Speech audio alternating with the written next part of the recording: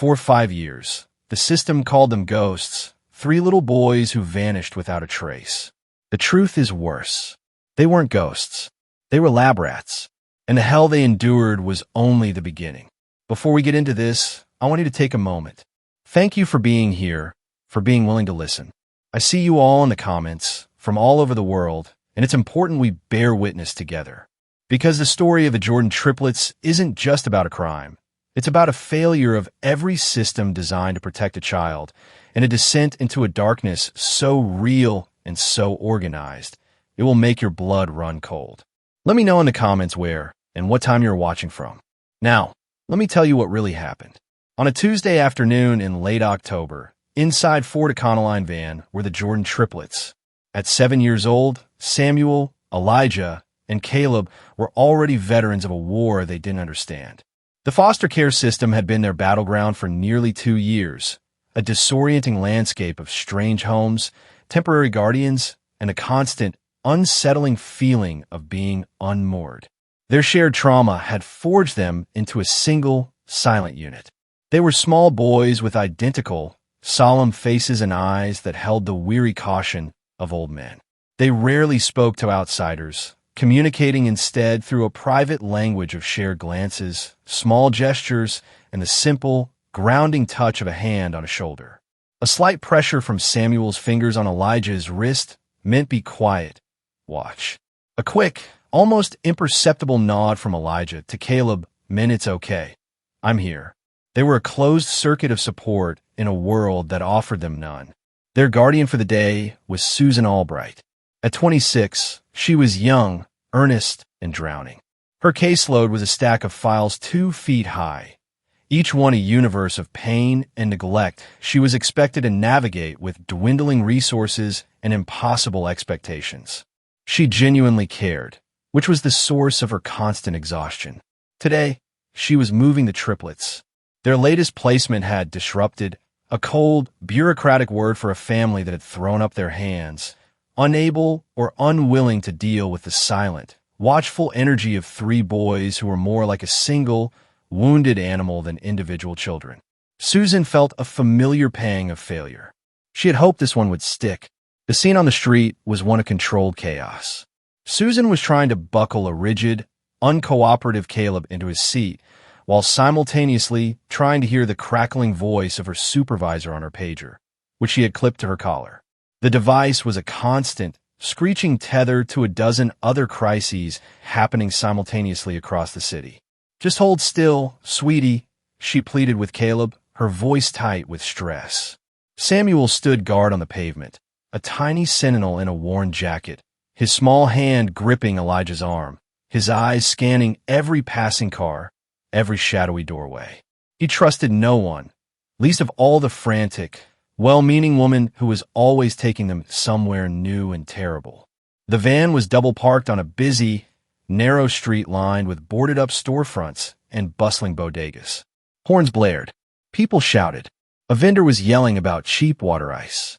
It was the kind of urban symphony where a moment of violence could be swallowed whole, unnoticed. And in that moment, the violence arrived. A dark, windowless utility van, the kind used by plumbers or electricians, screeched to a halt, boxing them in. It was an aggressive, deliberate maneuver, executed with a chilling precision that spoke of planning. The driver's side door flew open and a man emerged. He was large, built like a refrigerator, with a brutish, impassive face and cold, empty eyes. This was Frank. He moved with a terrifying, logistical efficiency, a man performing a job, not committing a crime of passion. Susan, distracted by the pager's static, didn't see him until he was right there, his shadow falling over her. She looked up, her mouth opening to ask what he wanted. He didn't speak. He simply shoved her a single, violent push with the flat of his hand against her chest. The force was stunning. She stumbled backward, her head cracking hard against the metal frame of the van door. The world exploded in a flash of white pain, the sounds of the street dissolving into a high-pitched ringing. She crumpled to the wet pavement, dazed and disoriented, the pager clattering beside her. Frank wrenched the van side door open with a screech of protesting metal. Samuel reacted instantly. With a cry of pure, childish rage, he launched himself at the man's leg, biting down with all his might. It was a futile act of breathtaking courage. Frank grunted, more annoyed than hurt, and backhanded the boy across the face with a meaty hand. The sound was a sickening crack. Samuel went sprawling onto the van's floor, a cry of pain and shock escaping his lips. The screaming started then, high-pitched shrieks of terror from Caleb and Elijah as they saw their protector fall. It didn't matter. The street noise swallowed it. Frank moved like a man loading cargo. He grabbed Caleb by the arm, yanking him from his seat so hard the boy's shoulder nearly dislocated. He seized Elijah next, his thick fingers digging into his bicep.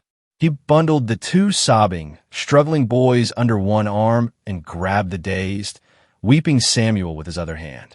He was immensely strong. He hauled the three kicking, screaming children across the few feet of pavement and threw them into the back of his own van as if they were sacks of mail. They landed in a heap on a cold, greasy metal floor that smelled of gasoline and something sour. The heavy door slammed shut, plunging them into absolute darkness and cutting off their cries. It was over in less than 30 seconds. Frank was back in the driver's seat, the engine roaring.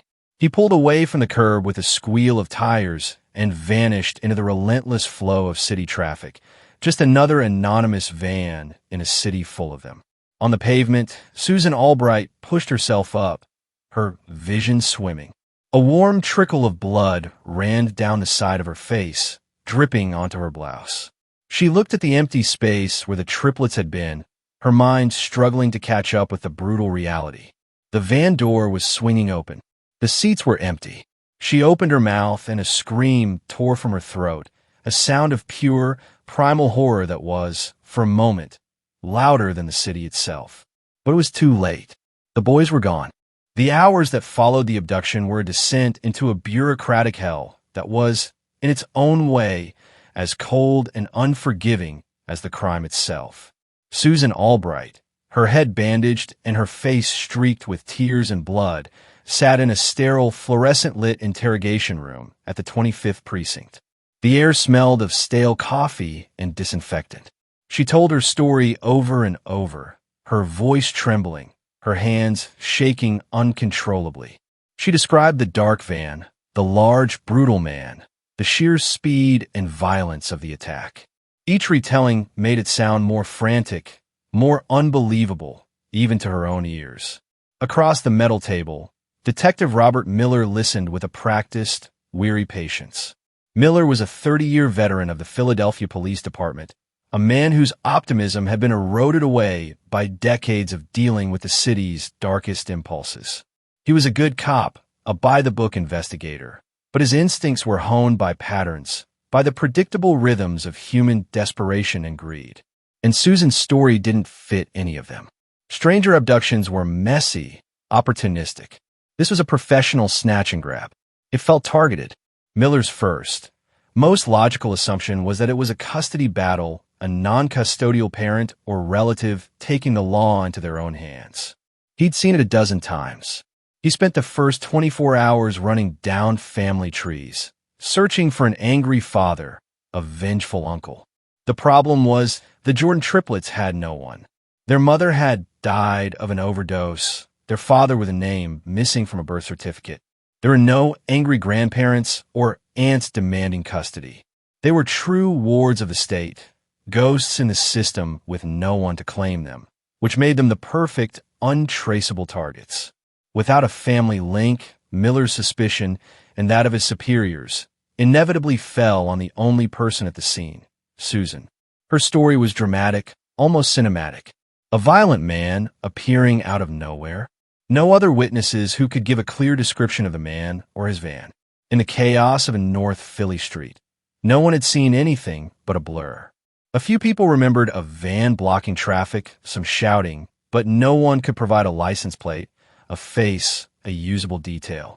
To a cynical detective drowning in unsolvable cases, it sounded like a convenient fiction, a story concocted to cover for a catastrophic mistake. "So you're telling me," Miller said, his voice flat, his patience worn thin after the third interview.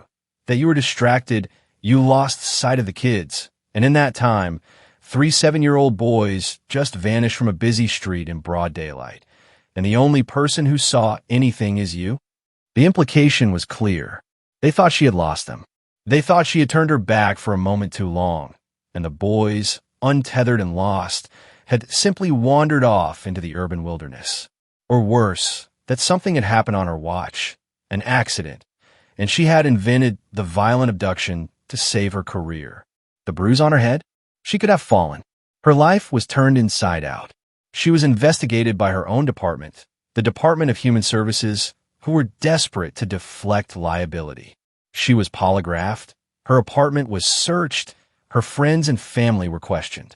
Her entire life was scrutinized for any sign of instability or deceit. She was treated not as a victim, but as a suspect. The media, catching wind of the story, painted her as a negligent, incompetent social worker, another broken cog in a failed system. Her face was splashed across the local news, her name dragged through the mud. The investigation into the boy's disappearance stalled almost immediately. With no credible witnesses, no ransom demand, and no suspects, there were no threads to pull. Police canvassed the area for weeks, followed up on dozens of dead-end tips, but the dark van and its brutal driver had been swallowed by the city. The case grew colder with each passing day. The search scaled back. The news cycle moved on. For Susan Albright, the official investigation was a second, more profound trauma. She was fired from her job, her name and reputation destroyed. She was left with the crushing weight of her own perceived failure and the haunting memory of 3 small faces looking to her for protection she had been unable to provide. The system she had dedicated her life to had not only failed the Jordan triplets, it had turned on her its most convenient scapegoat. She fell into a deep depression, a prisoner of her own grief and the public scorn. Within 6 months, the case of the missing Jordan triplets was moved to the cold case files. They became a statistic, their faces pinned to a bulletin board in a forgotten corner of the precinct, joining the dozens of other lost and missing souls. To the city, they were another sad story, a cautionary tale about the dangers of the streets and the failures of the foster care system. The official narrative had been written. 3 little boys had slipped through the cracks. No one suspected they had been pulled through them into a world infinitely worse than anyone could imagine. The 5 years that followed were a journey into the heart of darkness that had no name. For the Jordan triplets, the world shrank to a series of sterile, windowless rooms, the acrid smell of antiseptic and the cold, indifferent touch of their tormentors. The swift, brutal violence of their abduction was only the prelude. Their new reality was a slow, methodical, and silent horror, a life lived entirely at the mercy of monsters. Their captor, the man they knew only as Frank, was merely the deliverer man. He was the force that moved them from one hell to the next. Sometimes they were in the back of his dark van for hours, the vehicle rattling down unknown highways. Other times they were locked in the basements of what seemed to be abandoned warehouses or quiet, rural farmhouses. These were the laboratories, and in these labs, they met the architect of their suffering, Dr. Alastair Reed. Reed was not like Frank. He was not physically brutal in the same way. He never raised his voice. His evil was of a different, more terrifying variety. It was the evil of absolute indifference. He was a man of science, a brilliant biochemist whose mind was a finely tuned instrument of sociopathic cruelty. He had lost his medical license years earlier for conducting wildly unethical human trials, but his genius was still in demand in the shadows. For a powerful, unseen syndicate, he tested the unstable, dangerous drugs that legitimate pharmaceutical companies wouldn't touch. Performance enhancers, biological agents, experimental psychotropics. He pushed them all to their limits, and the triplets were his perfect test subjects. They were no longer Samuel, Elijah, and Caleb. On the cold, metal clipboards and in the neat, precise columns of Reed's notebooks, there were subjects S, E, and C. Their identical biology made them the perfect control group, a living, breathing data set to be manipulated and recorded. Their days became a relentless cycle of pain and observation. They were strapped to cold metal tables, their small arms held down as needles slid into their veins. They were injected with unknown substances that made their hearts hammer in their chests like frightened birds, their bodies burn with fever, or their minds dissolve into terrifying, waking nightmares of melting walls and screaming shadows. Dr. Reed would stand by with a stopwatch and a notepad, his expression one of detached, academic curiosity. He would monitor their vital signs, draw vial after vial of their blood, and document their seizures, their vomiting, their cries of agony with the same clinical precision he would use to describe the reaction in a petri dish. After each session, Frank would unstrap them and throw them back into their cell, a bare concrete room with 3 thin mattresses on the floor. The boys reacted to the horror in their own ways, their silent bond, now their only defense. Samuel, the protector, fought. He quickly learned that resistance was futile, but he could direct the violence. He would spit at the handlers, kick at the equipment, scream at Dr. Reed. His defiance earned him savage beatings from Frank and higher, more painful doses from Reed. But it worked. More often than not, the worst of the day's experiments were focused on him, the problem subject. He was absorbing the pain, taking the poison meant for his brothers, a small, 7-year-old martyr buying them moments of reprieve with his own suffering. His body became a roadmap of bruises and scars, but in his eyes, a fire of defiance still burned. Caleb, the most physically fragile, began to break. The constant barrage of chemicals and the physical trauma ravaged his small body. He was in a state of perpetual sickness, his body racked with tremors, his breathing shallow. He spent most of his days curled in a corner, whimpering in pain, a silent, fading testament to the poison being pumped into their veins. Samuel and Elijah would huddle around him, trying to keep him warm, sharing their meager rations of bread and water with him. But they were fighting a losing battle against the science that was systematically destroying him from the inside out. And Elijah endured by disappearing. He retreated deep inside himself, his mind becoming a silent, secret camera. He learned that to survive, he had to become invisible, to show no reaction, to become a blank slate. But while his face was blank, his mind was recording everything. He memorized the cold, dead eyes of Dr. Reed. He memorized the logos on the medical equipment, the chemical formulas scrawled on the whiteboards, the numbers on the license plates of the vehicles he glimpsed through basement windows. He became the group's memory, the silent witness. When he was alone, he would use a small pebble or a piece of chipped concrete to scratch these images onto the floor under his cot. A needle, a face, a sequence of letters, erasing them with his foot before Frank came to drag them to the next session. It wasn't art. It was evidence. It was a desperate act of preserving the truth in a world built on a monstrous lie. For 5 years, this was their existence. They never saw the sun. They never felt a kind touch. They forgot what it was like to not be in pain. They were no longer boys. They were specimens, their childhood a forgotten dream, their lives measured in doses and data points, their suffering meticulously documented in the quiet, orderly notebooks of a monster. By the late autumn of 1994, the experiment was over. The syndicate, the faceless entity that had commissioned Dr. Reed's work, had the data they needed. The unstable drugs had been tested, their lethal thresholds identified. The project was a success. The triplets, however, were now a liability. They were damaged goods, their bodies ravaged by 5 years of systematic poisoning. More than that, they were witnesses. They were loose ends that needed to be tied off. The final entry in Dr. Alistair Reed's logbook for subjects S, E, and C was as cold and precise as all the others. It read, Trial conclusion. Data set complete. Subjects have reached terminal degradation. Recommend final asset liquidation. Asset liquidation. Termination. Disposal. The job, as always, fell to Frank. He received his orders through a single, encrypted phone call. Make them disappear. Permanently. No traces. For the boys, now 12 years old, but physically much smaller and frilier than they should have been, The day began like any other.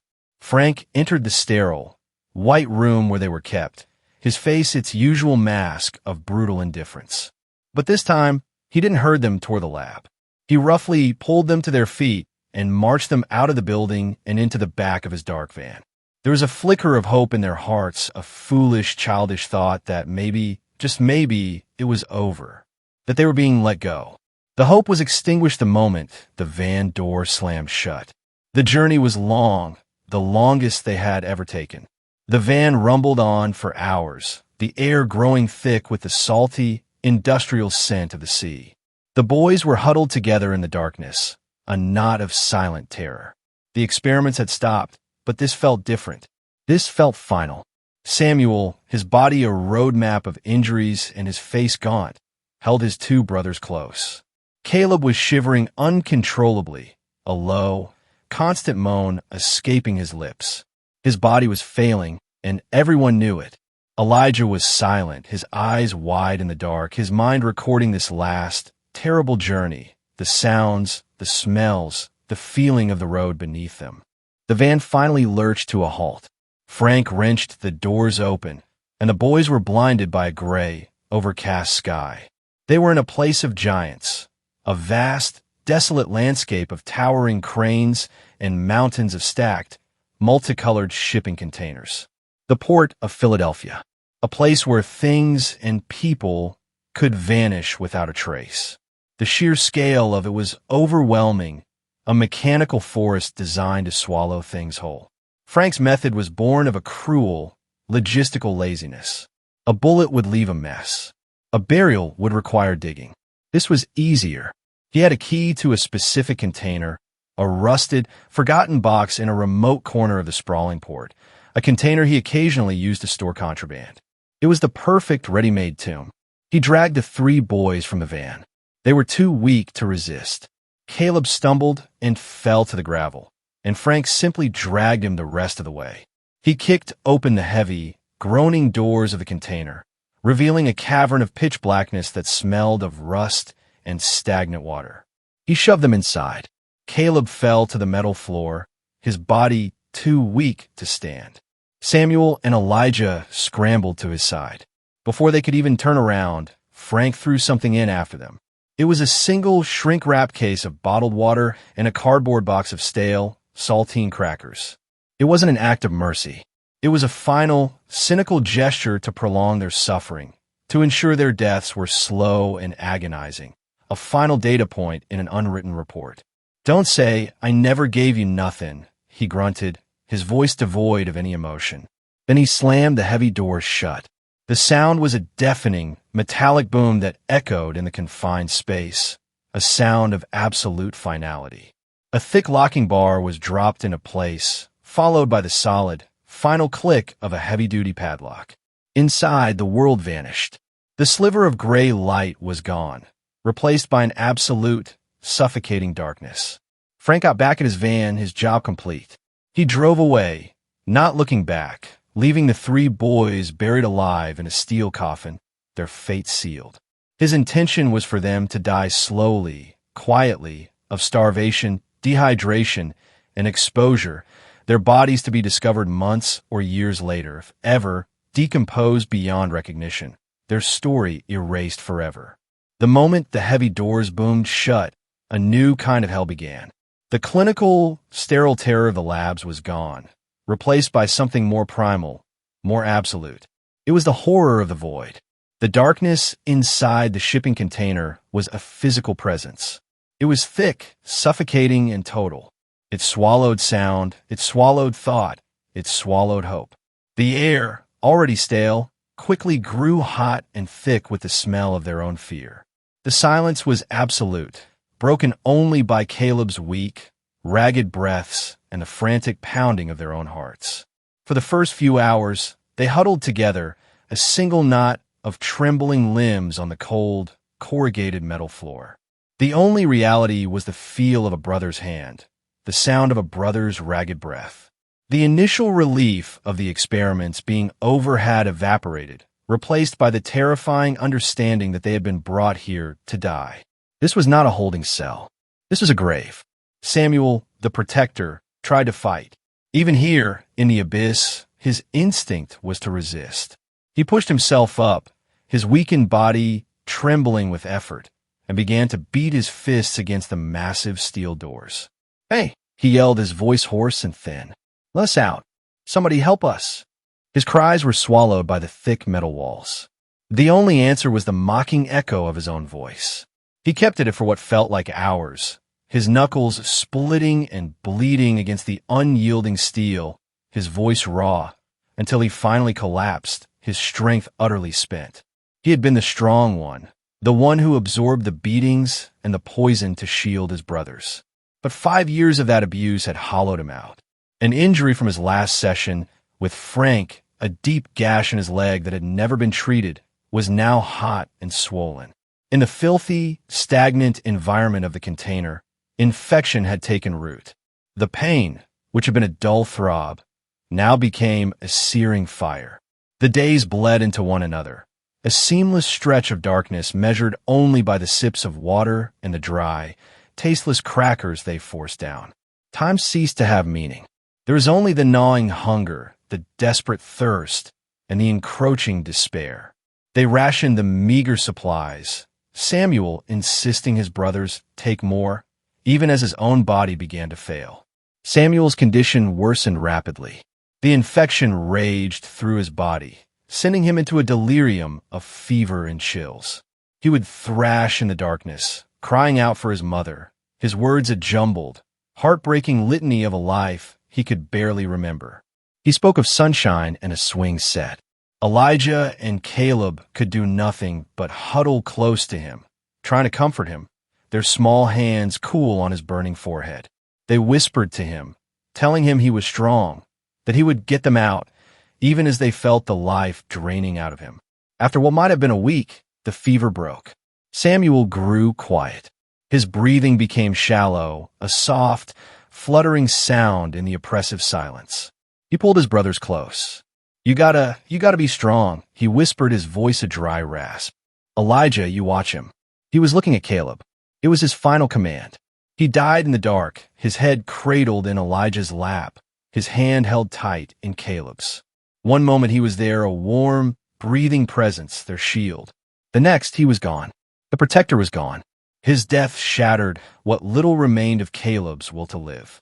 His fragile body, already ravaged by Dr. Reed's experiments, had been held together by the sheer force of his brother's presence. With Samuel gone, Caleb simply gave up. He stopped eating. He stopped drinking. He curled into a tight ball beside his brother's cooling body and began to fade. Elijah pleaded with him, tried to force water into his mouth, but Caleb would just turn his head away. He died just days later, a quiet, gentle sigh in the darkness. He died of a broken heart as much as any sickness. Elijah was now alone. He was 12 years old, locked in a pitch-black steel box with the bodies of his two brothers. The sensory deprivation, the grief, the profound, absolute isolation, it was a weight too heavy for any mind to bear. He did not scream. He did not cry. He simply broke. His mind, the silent camera that had so meticulously recorded every horror, finally turned itself off. It was a mercy, a final, desperate act of self-preservation. He retreated into a deep, protective catatonia, a place where the darkness and the silence and the smell of death could no longer reach him. He sat in the corner of the container, a living ghost guarding a tomb, his eyes open but seeing nothing, waiting for a death that had already claimed his soul. On a cold, windswept afternoon in November 1994, Detective Hassan Carter was not looking for ghosts. He was hunting thieves. Carter was a sharp, ambitious detective on a joint task force investigating a recent spike in high-end cargo theft at the Port of Philadelphia. He was a man who dealt in manifests, serial numbers, and informants, not in the faded, 5-year-old cold cases of missing children. His team had received a credible tip from a dock worker about a specific warehouse in the port's sprawling, chaotic southern sector. The tip was solid. A major shipment of stolen electronics was being stored there before being fenced. Carter and his team secured a warrant and planned a raid. The raid itself was textbook. They hit the warehouse hard and fast, catching two low-level smugglers in the act of loading pallets of stolen televisions onto a truck. The warrant was broad, allowing them to search the entire lot, including the dozens of rusted, anonymous shipping containers that sat on the property like forgotten monoliths. The process was a tedious but necessary part of building their case. An officer with a pair of heavy-duty bolt cutters would move from one container to the next, snapping the locks and checking the contents. Most were empty. Some held legitimate, forgotten cargo. Then, an officer named Henderson came to a container in the far corner of the lot, partially hidden behind a stack of rotting pallets.